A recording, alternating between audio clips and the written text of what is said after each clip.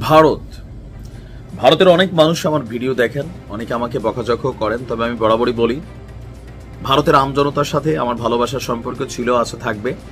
রাষ্ট্র হিসেবে ভারতের প্রতি শ্রদ্ধা ভালোবাসা থাকবে, প্রতিবেশী দেশ হিসেবে। তবে মোদীর সরকার বা বিজেপি সরকারের যে সকল অ্যাক্টিভিটিস বাংলাদেশের সার্বভৌমত্বের জন্য হুমকি স্বরূপ, নাগরিকদের জন্য হুমকি স্বরূপ, আমরা তার প্রতিবাদ করেছি, করব।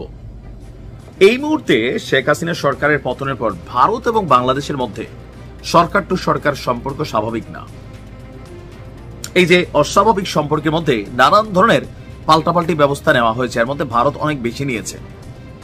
আবার বাংলাদেশের পক্ষ থেকেও ডক্টর মোহাম্মদ ইউনূস সর্বশেষ ভারতের সবচেয়ে বড় শত্রু হিসেবে চিহ্নিত চীনে গিয়ে 7 সিস্টার্স নিয়ে যে বক্তব্য দিয়েছেন, চিকেন স্নেক নিয়ে যে বক্তব্য দিয়েছেন, সেগুলোর প্রেক্ষাপটে ভারত বিশাল মেগা কিছু প্রজেক্ট হাতে নিয়েছে। আবার সম্প্রতি ভারত পাকিস্তান যুদ্ধের মধ্যে বাংলাদেশে